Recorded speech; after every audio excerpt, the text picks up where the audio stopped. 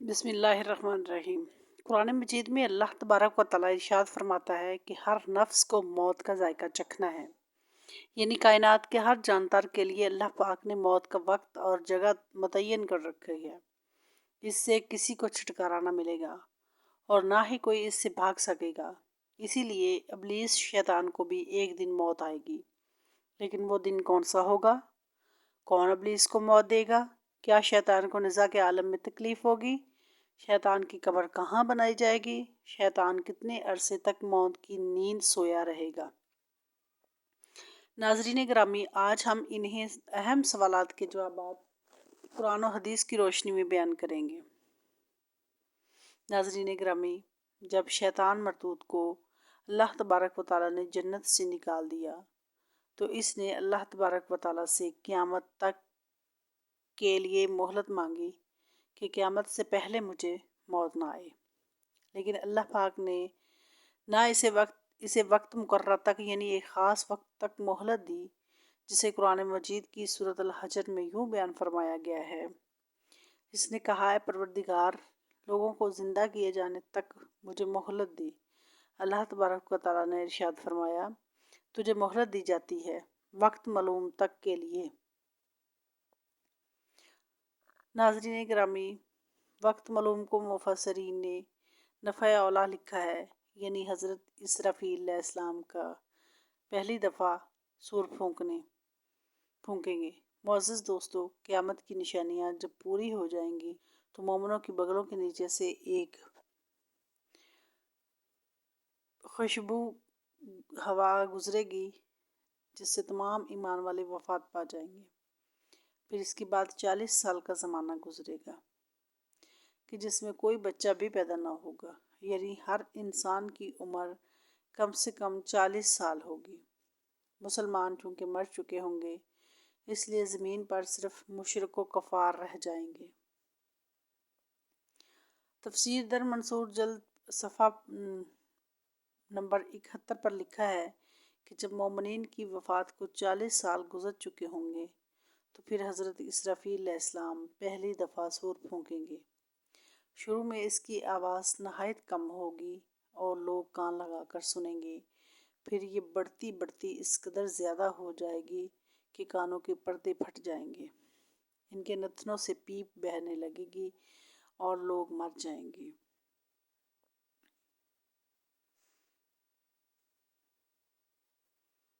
انسان، جن فرشتے، یہاں تک کہ شیطان ابلیس کو بھی اس نفع اولا کے وقت موت آئے گی۔ اس کے 40 سال بعد جب اسرافیل علیہ السلام دوسری مرتبہ سور پھونکیں گے تو پھر تمام مردے زندہ ہو جائیں گے اور قیامت قائم ہو جائے گی اور میزان لگے گا، یعنی نفع اولا کے وقت ابلیس کو موت آئے گی اور نفع اولا اور نفع ثانیہ کے مابین 40 سال کا عرصہ ہوگا، اور یہ کہ ابلیس 40 سال تک مردہ رہے گا۔ معزز دوستو، آئیے اب اس بات پر روشنی ڈالتے ہیں کہ ابلیس کو موت کیسے آئے گی اور وہ یہ 40 سال مردہ حالت میں کہاں گزارے گا۔ اس سلسلے میں حضرت کعب بن احبار رضی اللہ تعالیٰ عنہ کی ایک مشہور روایت پیش ہے۔ حضرت کعب بن احبار رضی اللہ تعالیٰ عنہ ارشاد فرماتے ہیں کہ جب اول بشر یعنی حضرت آدم علیہ السلام کی وفات کا وقت آیا تو وہ پریشان ہو گئے اور اللہ تبارک و تعالیٰ سے عرض کرتے ہوئے، اے اللہ، میری موت سے میرا ازلی دشمن بہت خوش ہوگا، کیونکہ میں مرنے والا ہوں اور وہ قیامت تک زندہ رہے گا۔ اسی وقت ملک الموت حضرت آدم علیہ السلام کی خدمت میں حاضر ہوئے اور فرمایا، اے ابو الآدم، آپ علیہ السلام وفات کے بعد جنت میں رہیں گے، جبکہ ابلیس قیامت تک دنیا میں رہے گا، اور پھر قیامت سے 40 سال پہلے اس کو ایسی موت آئے گی کہ پوری دنیا کے انسانوں جتنی موت کی تکلیف برداشت کرے گا، اور پھر جہنم ہی اس کا ٹھکانہ ہوگا۔ حضرت کعب رضی اللہ تعالیٰ عنہ مزید ارشاد فرماتے ہیں کہ حضرت آدم علیہ السلام ملکل موت سے فرمانے لگے کہ مجھے ابلیس کی موت کا منظر بیان کرو۔ ملکل موت علیہ السلام نے ابلیس کی موت کا حال بیان کرنا شروع کیا تو وہ اتنی دردناک موت تھی کہ حضرت آدم علیہ السلام اپنے آنسوؤں پر قابو نہ رکھ سکے۔ لوگ حضرت کعب بن احبار رضی اللہ تعالیٰ عنہ سے عرض کرنے لگے ہمیں بھی ابلیس کی موت کا کچھ منظر بیان کریں۔ لوگوں کی بے جا فرمائش پر حضرت کعب رضی اللہ تعالیٰ عنہ ابلیس کی موت کا منظر یوں بیان فرماتے ہیں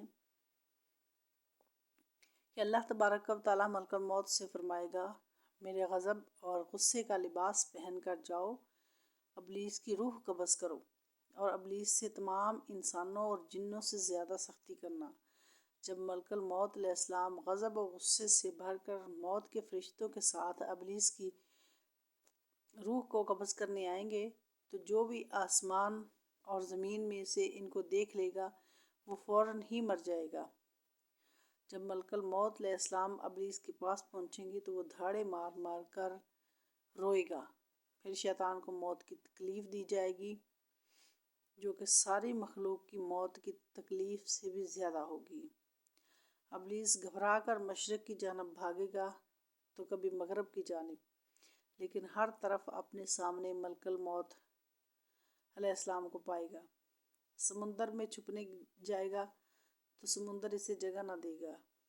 آسمان کی طرف بھاگے گا تو وہاں مقرر فرشتے اس کو آگ کے کوڑے ماریں گے۔ حضرت آدم علیہ السلام کی قبر کے پاس کھڑا ہو کر کہے گا اے آدم جیسے ملعون اور مردود بنا، کاش کہ تم پیدا ہی نہ ہوئے ہوتے۔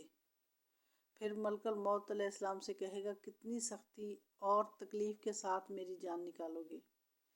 ملک الموت علیہ السلام فرمائیں گے جتنے لوگ جہنم میں ہیں ان سب کی موت سے کہیں زیادہ تکلیف اور سختی کے ساتھ۔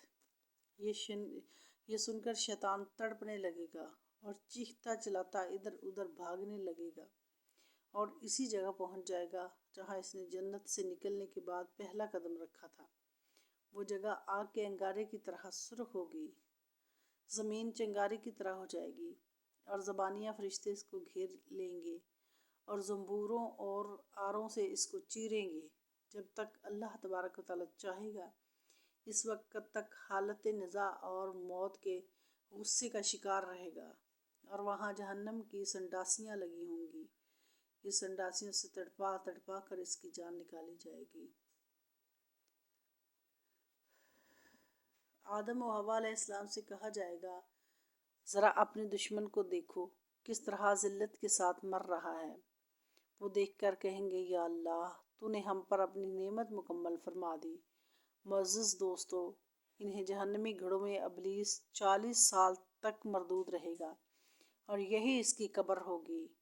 پھر 40 سال بعد دوبارہ حضرت اسرافیل علیہ السلام سور پھونکیں گے تو تمام مردے زندہ ہو جائیں گے اور حساب کتاب کا عمل شروع ہوگا۔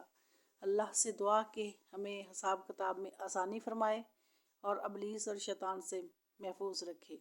ناظرین گرامی، اس کائنات کی ہر چیز فنا ہونے والی ہے۔ اگر کسی کو دوام حاصل ہے تو وہ صرف اللہ تبارک و تعالیٰ کی ذات ہے۔ بس ہمیں ہر وقت تیار رہنا چاہیے، کیا پتہ کب کون سی گھڑی ہماری اس دنیا میں آخری گھڑی ہو اور پھر ہمارے پاس پچھتاوے کے علاوہ کچھ باقی نہ رہے۔ اللہ تبارک و تعالیٰ سے دعا ہے کہ ہمیں آخرت کی تیاری کرنے، نیک اعمال کرنے اور گناہوں سے بچنے کی توفیق عطا فرمائے، آمین یا رب العالمین۔ میرے چینل کو سبسکرائب کیجئے، ویڈیو اگر پسند آئے تو لائک اور شیئر بھی کیجئے۔ اللہ عالم۔